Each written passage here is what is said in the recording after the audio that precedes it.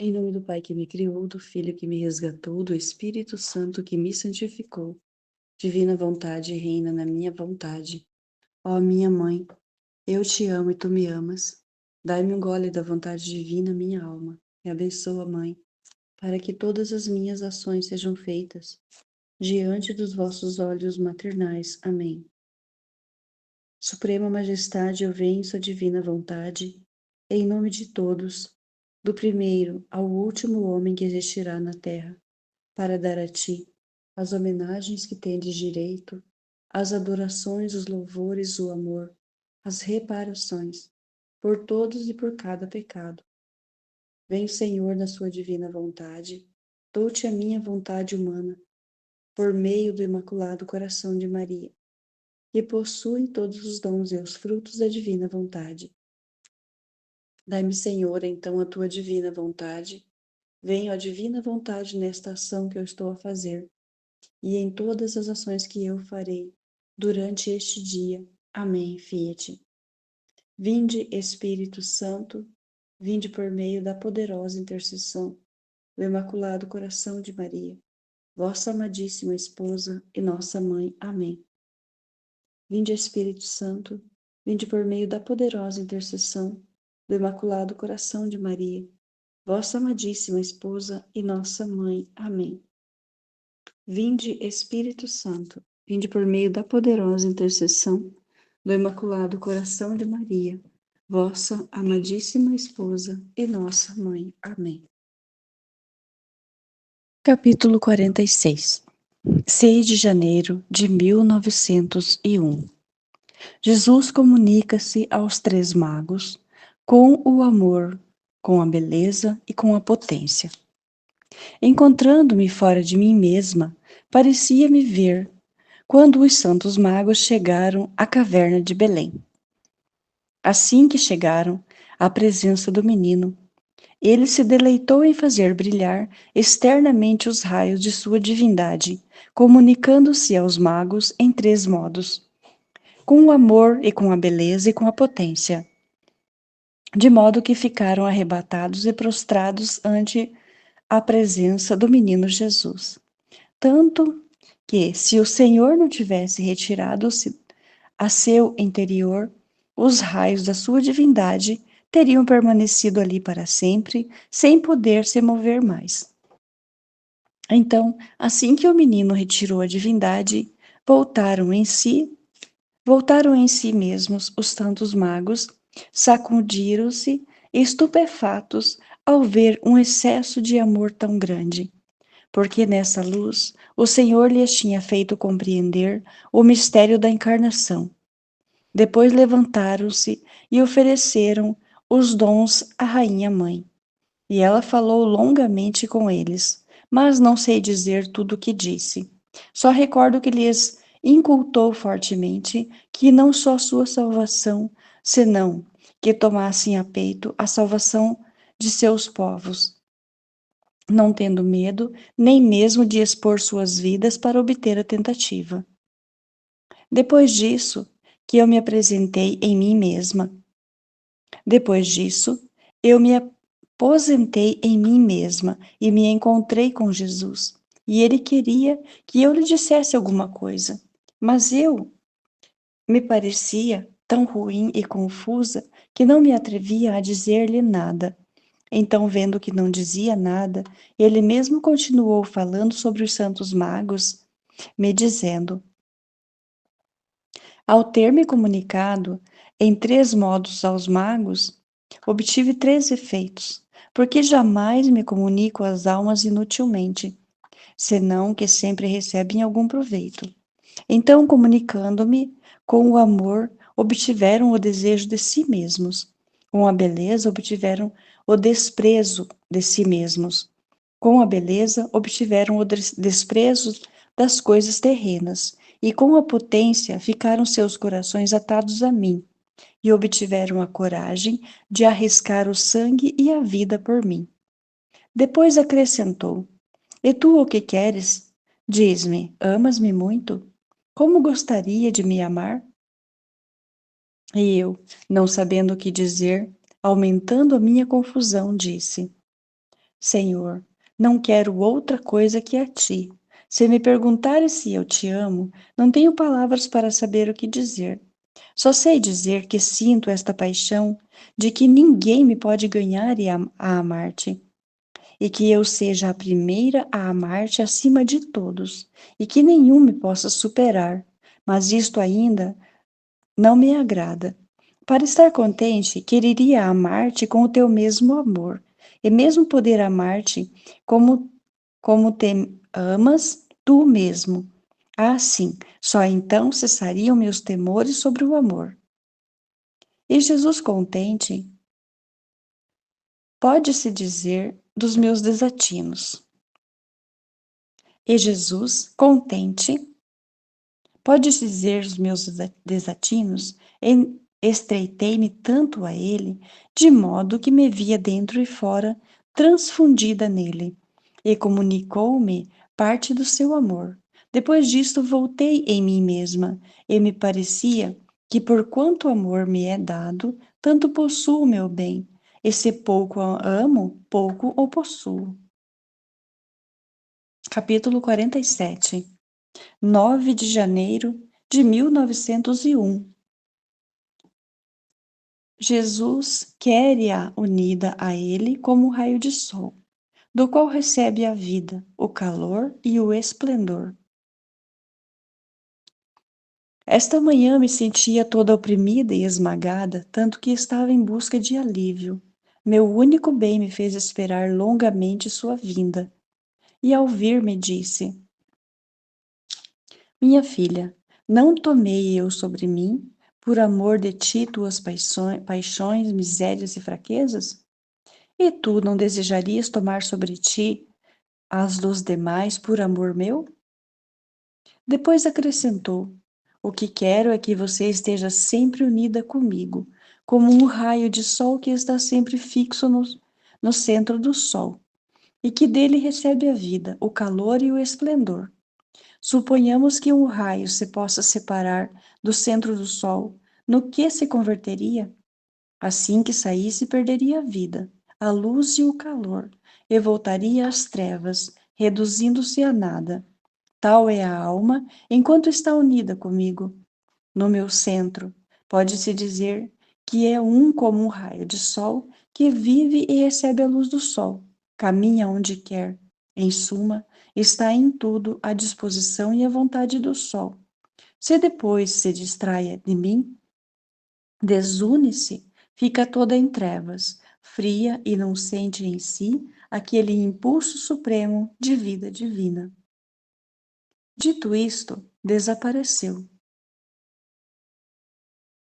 Capítulo 48. 15 de janeiro de 1901. Jesus diz-lhe que ela forma o seu maior martírio. Como nos dias passados, meu amado Jesus se fez ver, de certo modo, zangado com o mundo. Esta manhã, ao não vê-lo vir, pensava em mim. Quem sabe, talvez, não venha, porque quer mandar algum castigo. E que culpa tenho eu de que, como quer mandar castigos, não se digna vir a mim? Que coisa bonita, que enquanto quer castigar os outros, dá-me a maior dor dos castigos, que é a sua privação. Agora, enquanto dizia estes e outros desatinos, meu amável Jesus apenas se fez ver e me disse: Minha filha, tu forma para mim o maior martírio. Porque devo mandar algum castigo, não posso estar contigo. Porque me atas por toda parte e não queres que faça nada. E não vindo, tu me ensurdeces com tuas demandas, com teus lamentos e suas esperas, tanto que enquanto me ocupo em castigar, estou obrigado a pensar em você e te ouvir, e meu coração é dilacerado ao te ver em teu estado, doloroso de minha privação.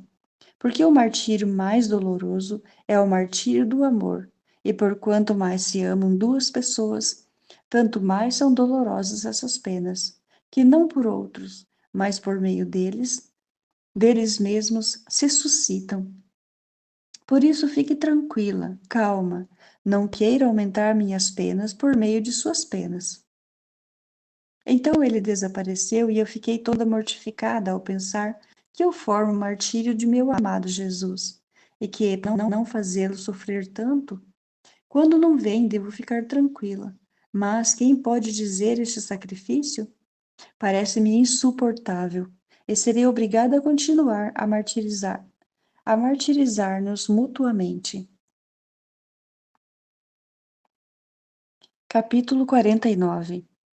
16 de janeiro de 1901. Jesus Cristo explica-lhe a ordem da caridade. Continuo vendo um pouco zangado com o mundo. Eu queria me ocupar em aplacá-lo, mas ele me distraiu dizendo-me: a caridade mais aceitável a mim é a que se faz por aqueles que me estão mais próximos. E os mais próximos a mim são as almas purgantes, porque já estão confirmadas em minha graça e não há nenhuma oposição entre minha vontade e a sua.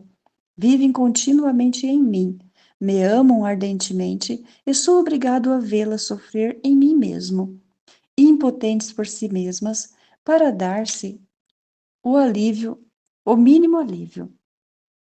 Ó, como meu coração é dilacerado pelo estado dessas almas, porque não estão longe de mim, mas perto.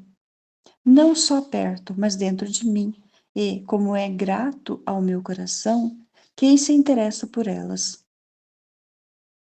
Suponha que você tivesse uma mãe, uma irmã, que convivessem com você em um estado de dor, incapazes de ajudar-se por si mesmas.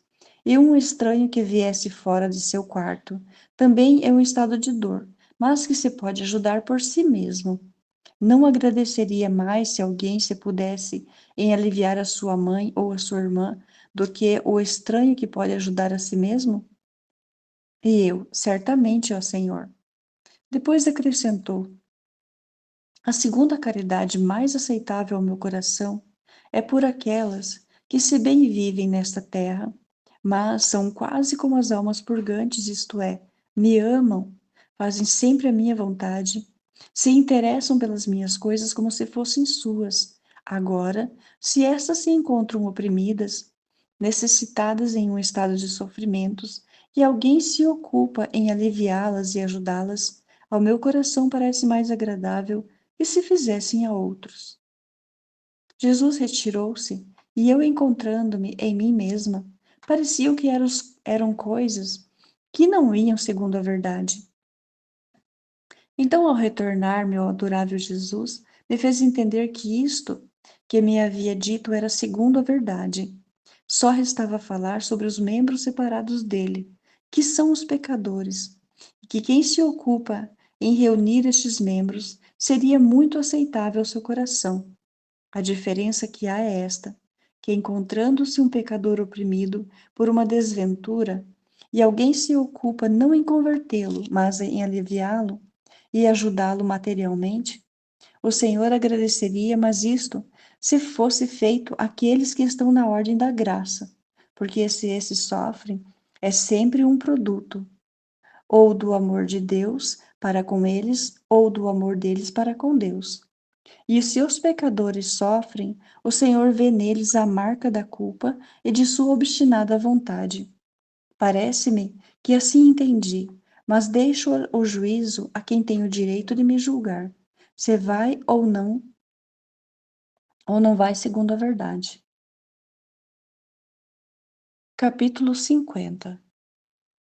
24 de janeiro de 1901. Luísa pergunta a Jesus a causa da sua privação. Jesus repreende-a. Tendo passado os dias anteriores em silêncio, e algumas vezes também privada de meu adorável Jesus, esta manhã ao vir lamentei-me com ele, dizendo: Senhor, como é que não vens? Como mudaram as coisas? Vê-se que é, ou por castigo dos meus pecados, que me privas da tua amável presença, ou que não me queres mais neste estado de vítima. Ah, te peço que me faça conhecer sua vontade. Se não pude opor-me quando quis de mim o sacrifício, muito menos agora, que não sendo mais merecedora de ser vítima, me quer tirar. E Jesus, interrompendo meu discurso, disse-me: Minha filha, eu, com ter me feito vítima pelo gênero humano, tomando sobre mim todas as fraquezas, as misérias e tudo o que merecia o homem, ante a divindade, represento a cabeça de todos, e a natureza humana, sendo eu a cabeça ante a divindade, encontra em mim um poderoso escudo que a defende, protege, desculpa e intercede. Agora, como você se encontra no estado de vítima, vem representar ante mim a cabeça da geração presente, pelo que deve mandar algum castigo para bem dos povos e para chamá-los a mim. Se eu viesse contigo, segundo meu costume, só de me mostrar a você, já me sinto aliviado e as dores se mitigam. E me acontece como alguém que sentisse uma forte dor e pelo espasmos grita. Se a este lhe cessasse a dor, deixaria de gritar e lamentar-se. Assim me acontece a mim, diminuindo minhas penas. Naturalmente, não sinto mais a necessidade de mandar esse castigo. Além disso, você, ao me ver, também naturalmente busca me reparar e tomar sobre ti as penas dos demais. Não pode fazer menos que fazer seu ofício de vítima ante minha presença. E se você não o fizesse, o que não pode ser jamais, eu ficaria chateado com você. Eis a causa de minha privação, não porque queira punir os teus pecados. Tenho outras maneiras para purificar-te, mas recompensar-te-ei nos dias em que vier, te duplicarei as minhas visitas. Não estás contente por isso? E eu, não, Senhor, amo-te sempre. Qualquer que seja a causa, não cedo em ficar um só dia privada de ti. Enquanto eu dizia isto, Jesus desapareceu e eu retornei em mim mesma. Capítulo 51. 27 de janeiro de 1901. A firmeza da fé está na firmeza da caridade. Encontrando-me no meu estado habitual, o meu adorável Jesus quase se fez ver. E não sei por que me disse: Minha filha, toda a solidez da fé católica está na solidez da caridade, que une os corações e os faz viver em mim. Depois, lançando-se em meus braços, queria que eu o reconfortasse, tendo feito por quanto pude. Logo, ele me fez isso e desapareceu. Capítulo 52. 30 de janeiro de 1901. As virtudes, os méritos de Jesus, são tantas torres de força, nas quais cada um pode apoiar-se no caminho para a eternidade. O veneno do interesse. Esta manhã, ouvir o bendito Jesus me transportou para fora de mim mesma, no meio de muitas pessoas de diferentes condições, sacerdotes, monjas, leigos, e Jesus, dando um doloroso lamento, disse: Minha filha, o veneno do interesse entrou em todos os corações, e como esponjas, ficaram inchados deste veneno. Este veneno pestífero penetrou nos mosteiros, nos sacerdotes, nos leigos. Minha filha, o que não cede à luz da verdade e à potência da virtude, cede ante um vilíssimo interesse, e as virtudes mais sublimes e excelsas, ante este veneno, como frágil vidro, caem feitas pedaços. E enquanto dizia isso, chorava amargamente. Agora quem pode dizer o rasgo de minha alma ao ver chorar ao meu amorosíssimo Jesus? Não sabendo o que fazer para que deixasse de chorar, disse disparates. Meu amado, não chores. Se os outros não te amam, te ofendem e têm os olhos cegos pelo veneno do interesse, de modo que por ele ficam todos embebecidos, estou eu, que te amo, te louvo e olho como imundícia tudo o que é terreno, e não anseio mais que a ti. Por isso, deveria ficar contente com meu amor e deixar de chorar. E se te sentes amargurado, derrama em mim tuas amarguras, que estarei mais contente, antes que te veja chorar. Ao ouvir-me, deixou de chorar, derramou um pouco e logo me participou as dores da cruz. E depois acrescentou: minhas virtudes e os méritos adquiridos para o homem em minha paixão são tantas torres de fortaleza, nas quais cada um pode apoiar-se no caminho para a eternidade. Mas o homem ingrato, fugindo dessas torres de fortaleza, apoia-se na lama e é conduzido para o caminho da perdição. Então Jesus desapareceu e eu me encontrei em mim mesma. Capítulo 53. 31 de janeiro de 1901. Jesus Cristo explica-lhe a grandeza da virtude da paciência. Encontrando-me em meu estado habitual, meu doce Jesus não vinha. E depois de muito esperar, assim que o vi, me disse: minha filha, a paciência é superior à pureza, porque sem paciência a alma facilmente fica desenfreada e é difícil manter-se pura. E quando uma virtude tem necessidade de outra para ter vida, disse que esta é superior àquela. E mais, pode-se dizer que a potência é custódia da pureza. E não só, mas é a escada para subir ao monte da fortaleza, de modo que se um subisse a escada da paciência, logo se precipitaria do mais alto ao mais baixo. Além disso, a paciência é o germe da perseverança, e este germe produz alguns ramos chamados firmeza. Ó, como é firme e estável no bem empreendido a alma paciente! Não leva em conta nem a chuva, nem a geada, nem o gelo, nem o fogo, senão que toda a sua atenção está em levar o terno, o bem começado. Porque não há insensatez maior daquele que hoje,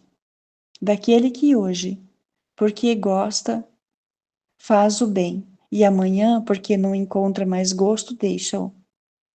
O que se diria de um olho que a certa hora possui a vista e a outra hora fica cego? De uma língua que agora fala e agora fica muda?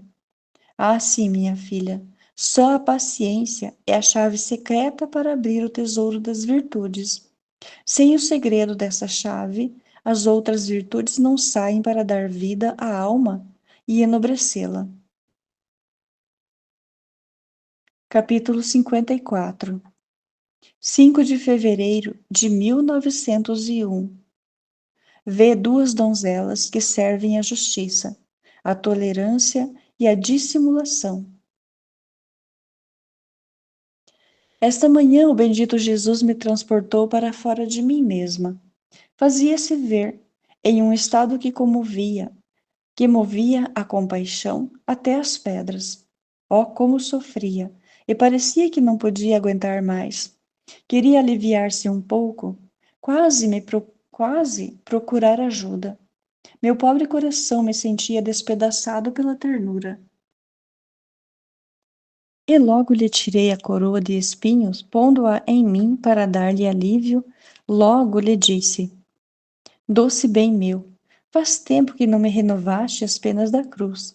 Rogo-te que as renoves hoje. Assim ficarás mais aliviado. E ele: amada minha, para fazê-lo é necessário perguntar à justiça para fazê-lo. Porque chegaram a tanto as coisas que não pode permitir que você sofra. Eu não sabia como fazer para perguntar à justiça, quando se apresentaram duas donzelas que parecia que serviam à justiça. Uma tinha nome de tolerância e a outra de dissimulação. E tendo-lhes pedido que me crucificassem, a tolerância me tomou uma mão e a cravou, sem querer terminar.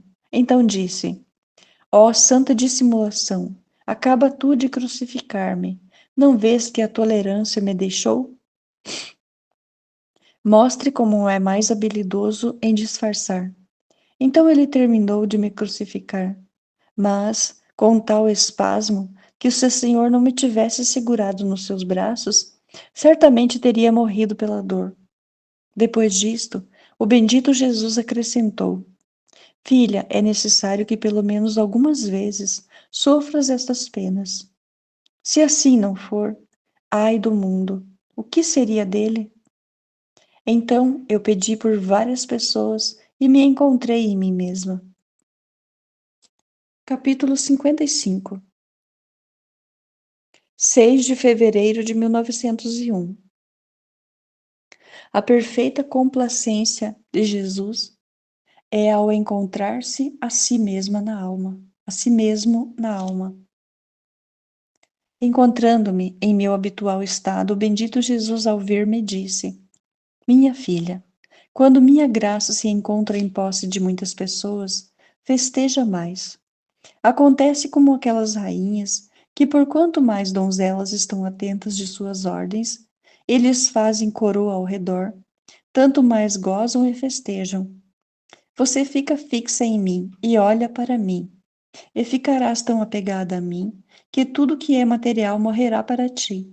E tanto deves fixar-te em mim, até que tudo me atraia em ti, porque eu, encontrando em ti a mim mesmo, posso encontrar em ti a minha perfeita complacência.